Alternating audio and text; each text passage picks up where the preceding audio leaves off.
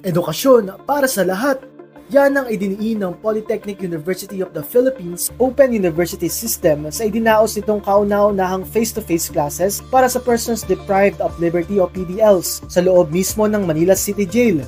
Ginawa ang klase nitong Miyerkules, September 18 para sa PDLs na kumukuha ng kursong Business Administration Major in Marketing Management. 72 PDLs na naka-enroll sa nasabing programa ang present sa klase.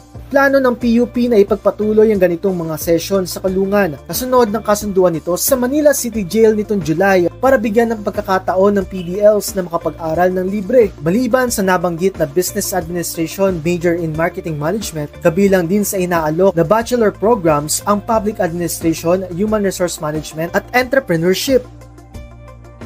Para sa iba pang content tulad nito, mag-subscribe at i-follow ang social media pages ng News 5.